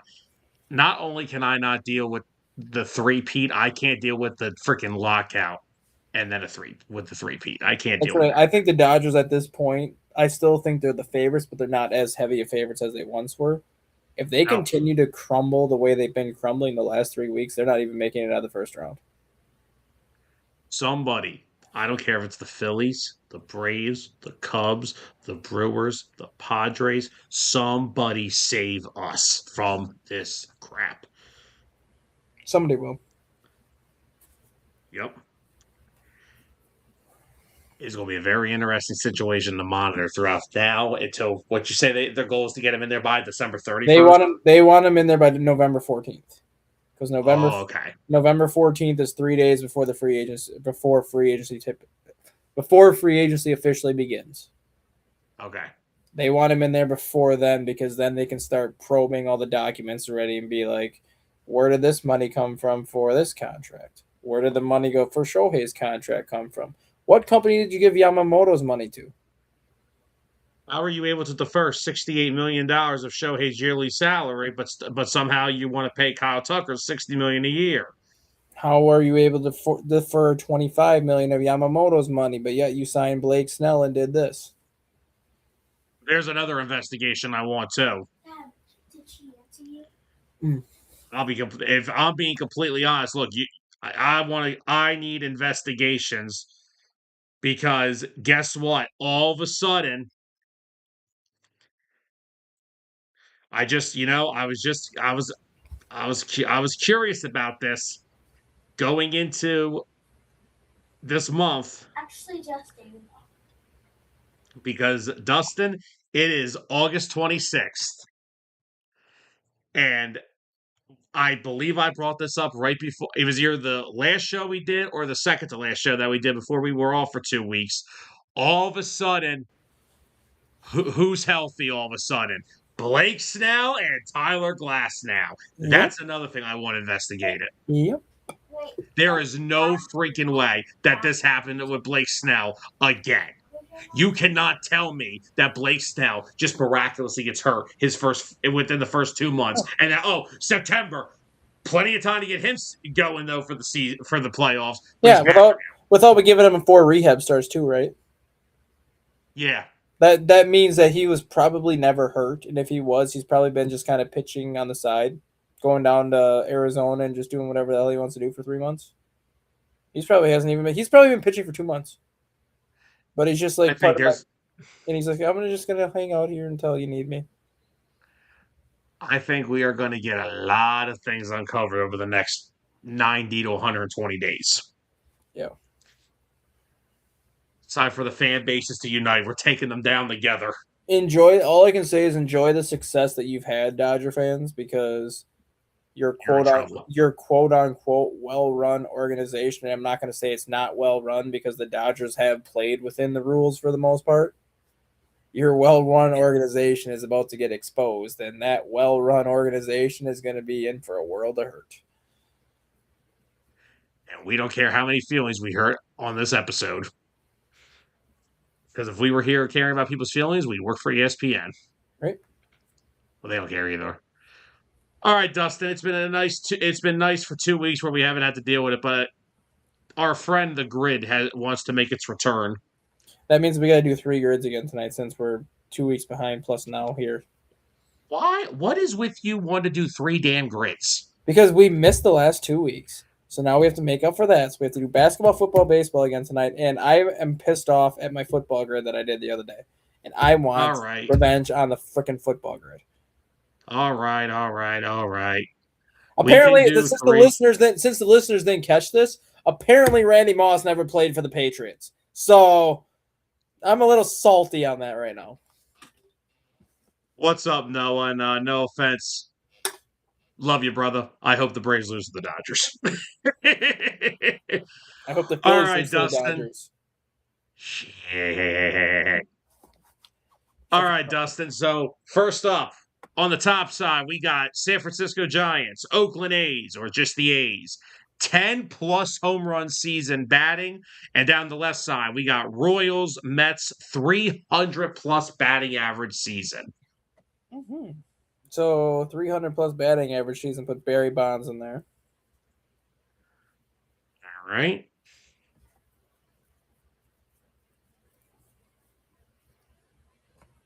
for 300 plus and 10 homers. Put Tony Gwynn.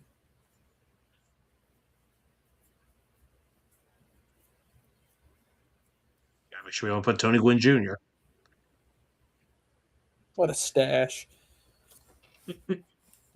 300 for the A's. Jason Giambi ever do it? What about Ricky Henderson? We'll come back to that one. Ricky Henderson, I was thinking too, but I know he was in the 290s, but I'm not sure if he ever got the 300. Giambi, I thought, did at least once. Jason Giambi definitely probably did. Put Jason Giambi in there. I have more confidence in that than I do Ricky Henderson. Ricky Henderson was a damn good player, but I don't know if he ever got the 300. There you go. There's Jason. All right, so I'm gonna throw in some of my names that I have in my head. Oh boy. A's and Royals. We're gonna go Billy Butler. Billy! One of the most unathletic designated hitters you will ever find. Royals and Giants. I have two names. I don't know which one. Do I want to go Jonathan Sanchez or Melky Cabrera? Go Melky. I just love the name Melky. I used to call him Milky. Melk. I used to call him Milky Cabrera.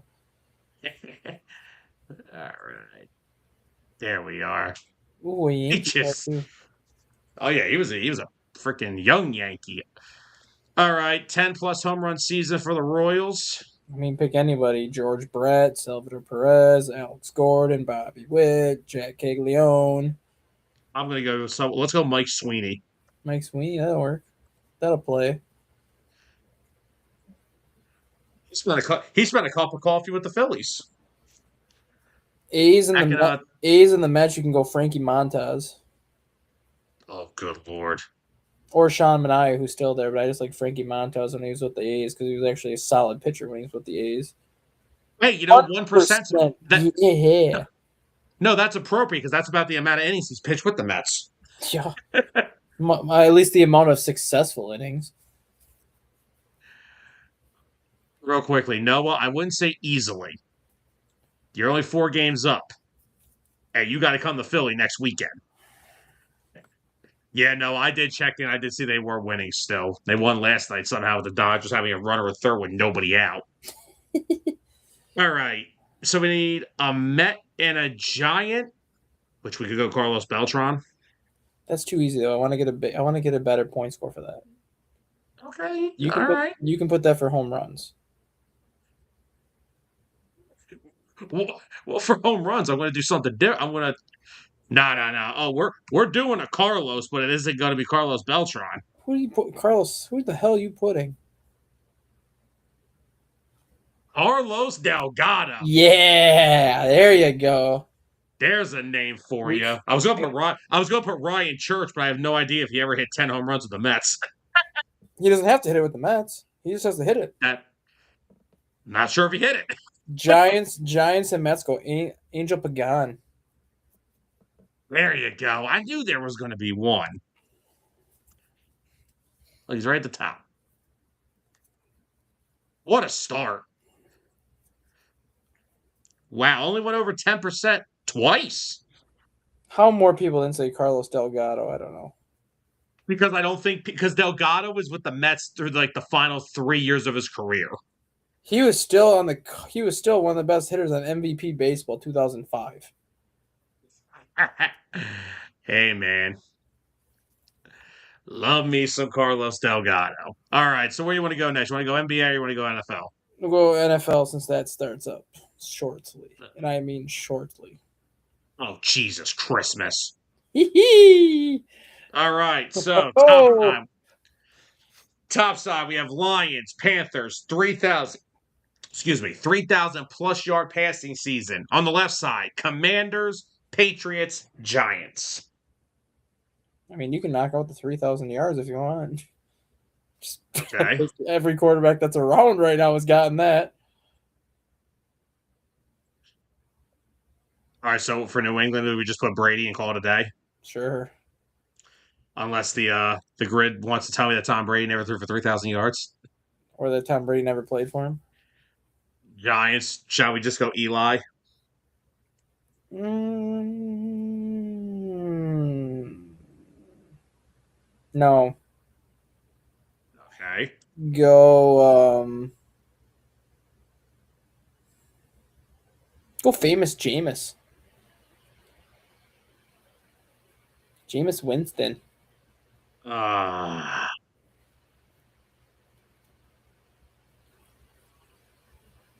Justin, What? this is That why you don't get to that's pick the bull grid. that is bull crap because Jameis Winston had over 4,000 yards with the freaking Tampa Bay Buccaneers when he threw for 27 touchdowns and 30 interceptions. This is why we should have went with Eli. See the grit. No, see now I'm gonna throw shit again. I'm gonna throw shit again because Jameis Winston for as bad as they said 3,000 yards, right? 3,000 plus passing yards in a season and had to play for the New York Giants. Jameis Winston is on the New York Giants right now, correct? Tell me I'm correct on that. You are. Rookie season for Jameis Winston, 4,040 yards passing. Year number 2, 4,090 yards passing. Year number 3, 3,504. Year number 5,109 yards.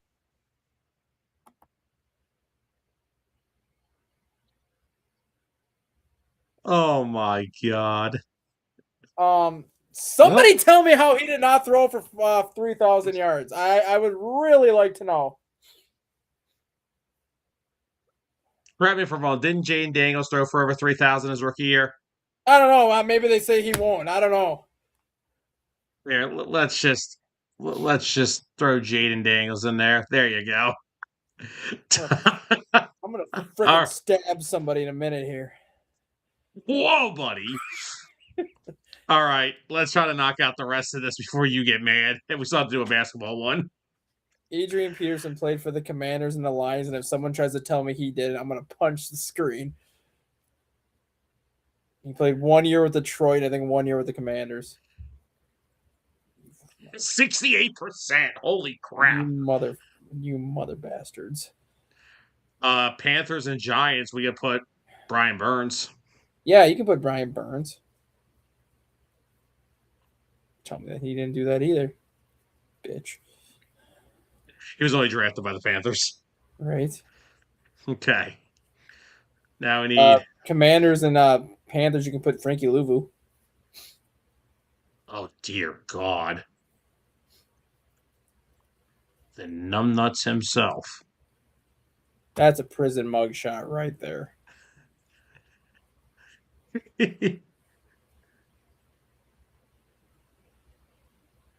And no, I'd probably be better than the guy they said that was their starter, whose name will not be mentioned.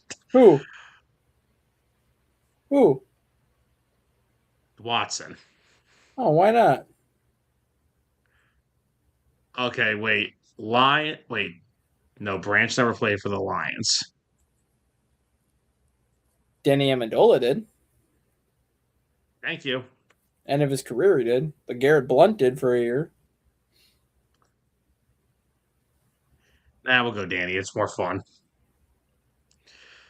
All right. We're rolling through this now. We got one guess, and unfortunately, we're going to have to go to overtime. I mean, we're missing the obvious one right in the middle. Enlighten me. Cam! Oh, dear. Cam! Whoa, Cam. Oh, yeah. Screw you. Look at that hair. Yep. How do you get that to stand up like that? Lots of hair gel. No, we're getting to it. We're gonna do the NBA one right after we get a giant and a lion. Kenny Galladay. Oh my god. I used to like him too until his knees said I don't feel like playing anymore. There you go.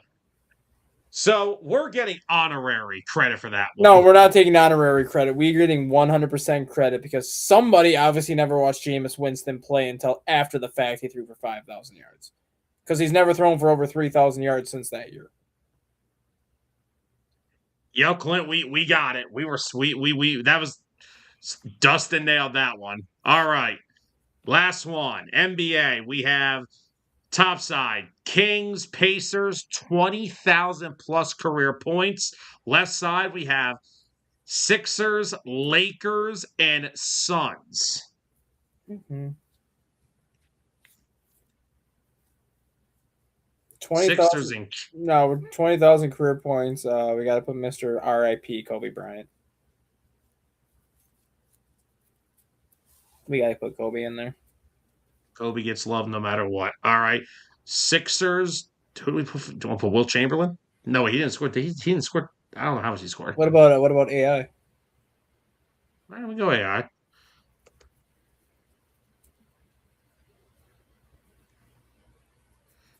That's a Such a sick good. photo. That's That is awesome. such a. That is the only other good one is if somebody had him stepping over Tyronn Lowe. And Barkley. Phoenix, Barkley. Sir Charles. Did he have 20,000? I'm pretty sure he had to have. I'm trying to think. Or do we just go Kevin Durant to make it easy? Yeah, let's go KD. KD's got 20,000, right? He's over 30. Okay. Watch, we're wrong. Yeah, we ain't. Now we're. All right, now let's get to the end. Now it's going to get interesting. Pacers and Suns. Was DeAndre Ayton in Indiana at one point? No, but I was going to go TJ Warren. You can do TJ Warren. Bubble. Remember TJ in the bubble? I do remember that actually. Let me comment. Hold on. Let me just jump down into the comments real quick. Jose, what's up, brother? Phillies need to sweep the Angels to take 2 or 3 from Arizona. Jose, hopefully. Jose, hopefully.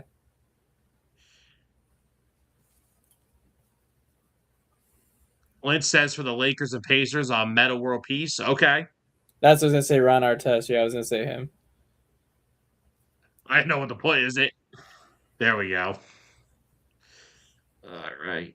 Noah said Vlade Divac for Lakers and Kings. Vladi. Pacers and Sixers. Vlade. Pacers and Sixers. You can do Paul George. Yeah, we can. Hold on 1 second.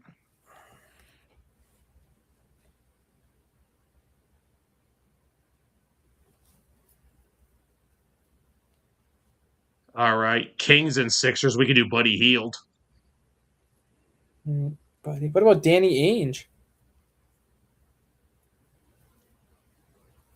For the Suns and the Kings? Suns and Kings. Yeah, Danny Ainge. Okay, we can do that.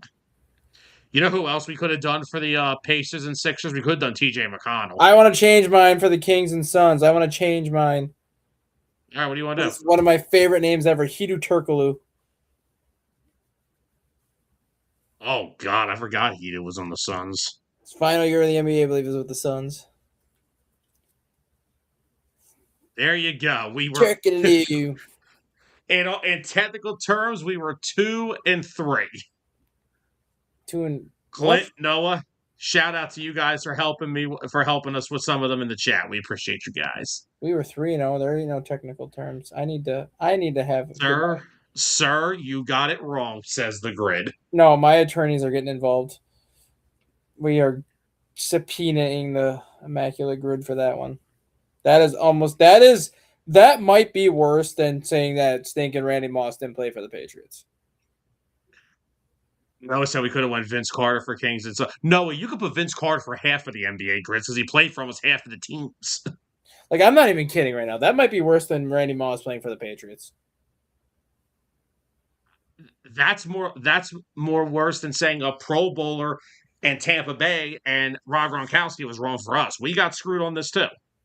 Jameis Winston literally led the NFL in passing yards and interceptions in the same year. The grid doesn't like us. Well, let's rephrase. The NFL grids doesn't like us. Clint, are you trying to kill me? I don't understand.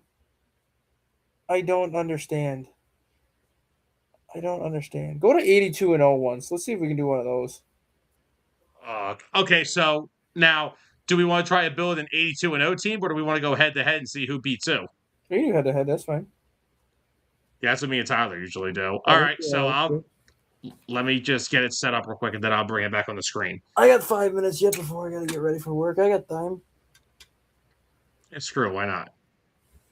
All right. No, I don't want to download it, please. Thank you. Get out of here. All right. Let me get the share screen back up real quick. Hold on a second. All right. Ooh. All right. So I, of course, have to spin for both of us. Dustin, who would you like to go first, you or me? You can. All right. So I'll be selecting my team first. You know the rules. You spin it. Where the heck are the respins at? You don't get them. Hold on a sec. Am I crazy? There ain't no respins. You go with what you get. Okay, I'm down. Here we go. First up on my list, I get. Oh God. Okay, you get one team and one era respin. Do I want to use it this early though? I mean, you had Joel Embiid, didn't you, in the 2010s? Yes, I'm not a fan of 2010's Joel Embiid for this. Oh. You know what? 82-0. Give me Ben Simmons. Ben Simmons, all right. I'll go Ben Simmons at my point guard. Next up. Oh dear God. Oh, see, now you should put Ja as your point. No. You know what? I'm going ballsy. I'm respinning my team. Ooh, okay. I hate the Grizzlies in this game. Sacramento? Okay. Sabonis. I am going Sabonis. That's a decent one. I was going to respin my era, but I can't use Oscar Robertson because I already used my point guard spot, so that's my own fault. It's okay, though. We're off to a decent start. Philly? Dude, come on! You can use your year spin if you want. Jimmy Butler! Oh, I am. Give me the 60s. Give me the 60s. Nah. Dr. J. I could, or do I go Billy Cunningham? Cunningham has more points, rebounds, more assists. I'm going Billy Cunningham at the small. Hey, Jimmy. All right. So I got 2 spins left. I need a center and a shooting guard. Ooh. Utah. You know what? Patrick Ewing. Paul Havlicek. I like Paul Havlicek. I'll go with the pistol. All right. Now I'm screwed because whoever this is my center. Oh, yeah. That's right. Oh, Joel Embiid! How on earth did I get 3 straight? Because you are wearing a Philadelphia shirt. Can we play now? Yeah, we're going next. 70-12 with that team. That's solid. Yeah, well, I mean, because you got the points, got a good amount of rebounds, decent number of assists. All right, Dustin, you're up. Sweet. I saw us. Yes, well.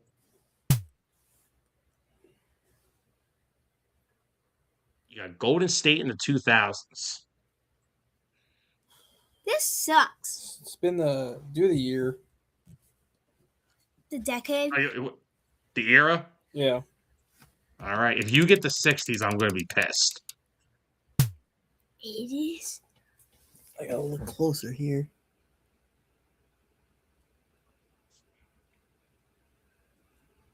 Okay, no one. Do Mitch Richmond. Okay. Go Mitch Rich to 2. Not a bad one.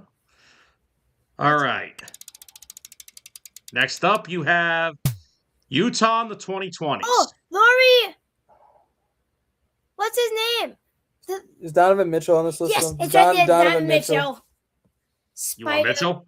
Donovan Mitchell, yeah. All right, so he's going at the point. So your backcourt is locked in. Oh yeah. What if I want to go with a 3-guard lineup? Trust, let me cook.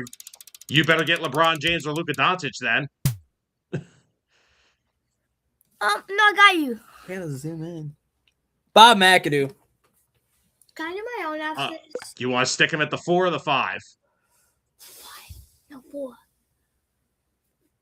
4. Okay. Always have the versatility. You can always slide him over if you want. Yes. Oh, you can do that? Yeah. Yes, because he says he plays center and power forward. Oh. Damn it. Bob Boozer.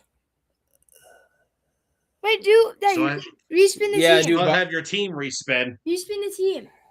Team What respin. year did it land on? 60s. 60s. Spin the team. Spin that team. This is where I lose. Kareem. Elvin Hayes, dead center. You want to just put him at the 5? Yep. Damn it. Dad, can I do my own? Oh, All right, Dustin. And your last spin is Philly in the 2020s. Paul George. Hold on. Paul George. No, just go down. Who else at the bottom? You've got After Kelly Oubre.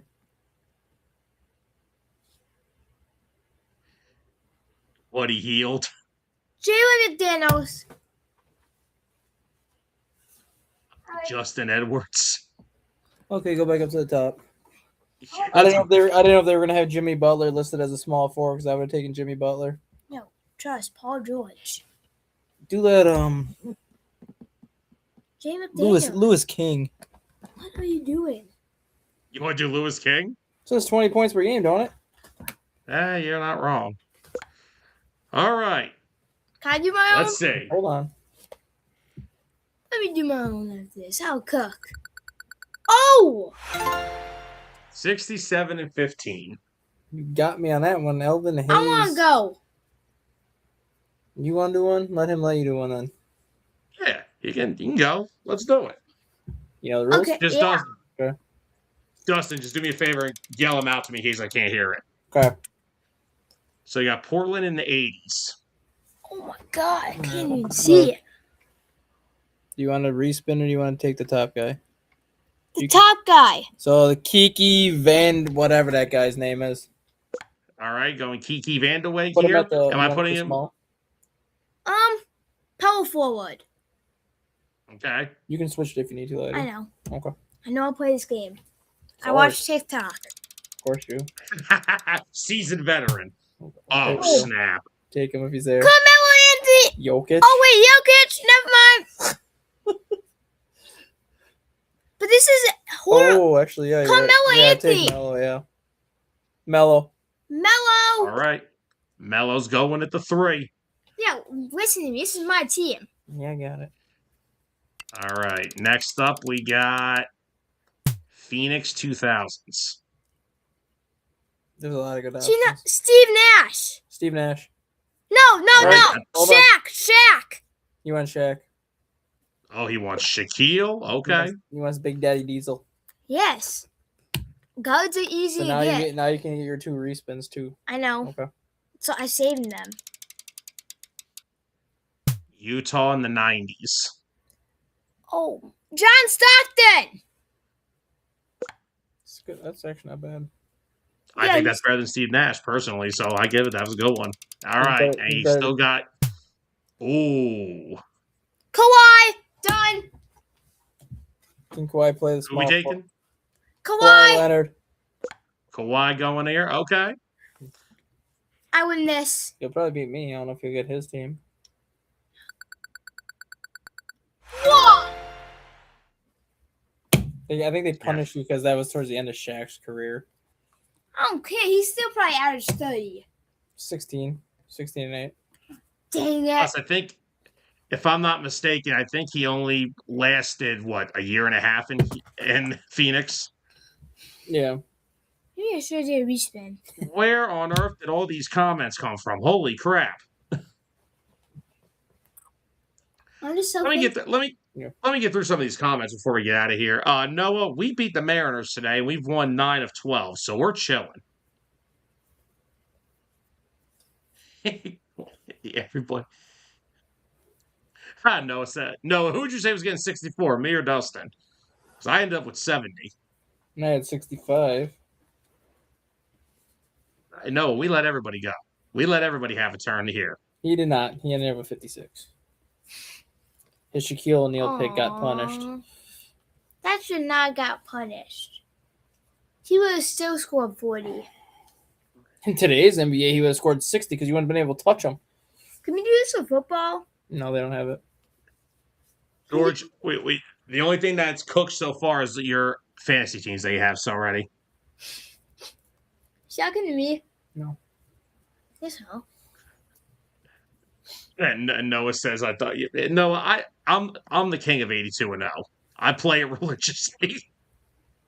Trust. You should have seen the team that I got. You should have seen the team that I got the other day. Oh, I've got some ridiculous. Wait, hold on. My team that I had the other day was Michael, Kobe, LeBron, and I stopped. I'm like, I don't care who I get after this. I had one earlier. I had Wilt Chamberlain with the Sixers, Elvin Hayes, Billy Cunningham, Kawhi Leonard with the Raptors, and 2020's Giannis. 70 rebounds combined. Have you have my team? What do you got? I've got Curry, AI, MJ, LeBron, and Shaq. I don't know if that's good or bad. That's good. That's pretty good. That's amazing. That's a lot of scoring.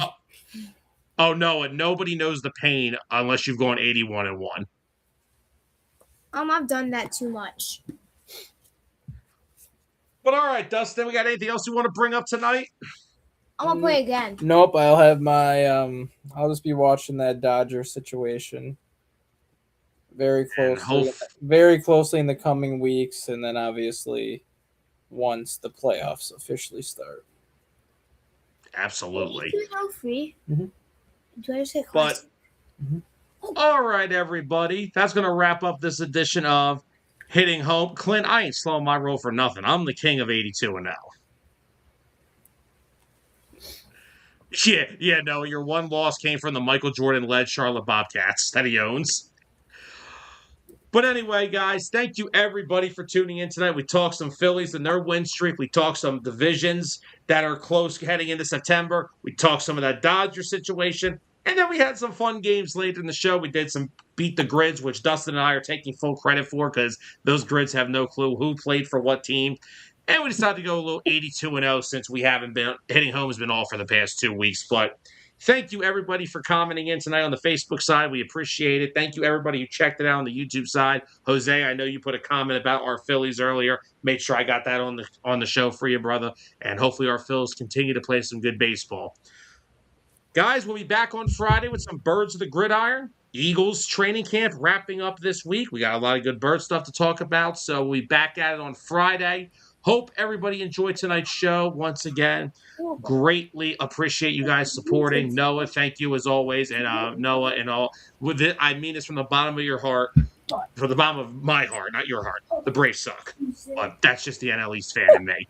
But I still do think the Braves are some of the best competition for the Dodgers, so I will give you that. Thank you all for tuning in. We'll see you guys on Friday night. For Dustin Reese, I'm Sam Nelson. Have a great night, everybody. The following has been a presentation of 609 Sports Talk Radio.